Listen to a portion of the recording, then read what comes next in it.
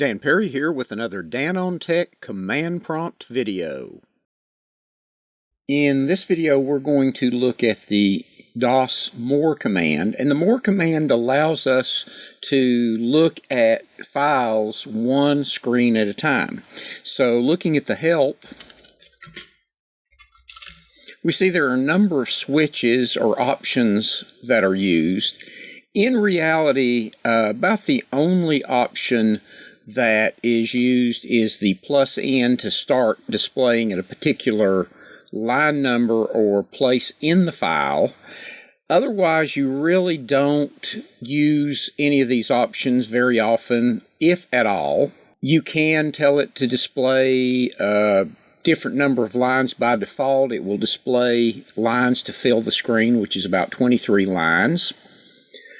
Some things you need to know, some commands. If you hit the Q on the keyboard, then it will quit out of the more.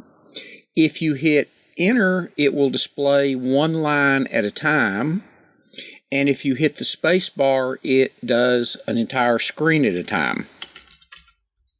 So if I come up here and I tell it to look at this log.txt, when I see the first screen, it shows me a screen, and it says down at the bottom that this is 28% of it. If I hit the space bar, it goes to the next screen, so now it's 58%. If I hit Q, it quits out of it. Now, if instead of the space bar I hit Enter, it just adds one line of text at a time. So if I want to move through slowly, I can do that. Then I could hit, say, the space bar to go another screen, and then Q to quit out of it altogether. Thank you for watching this Dan on Tech video. Please subscribe to this playlist so you don't miss future videos. Please check out and subscribe to our other Dan on Tech channel playlists.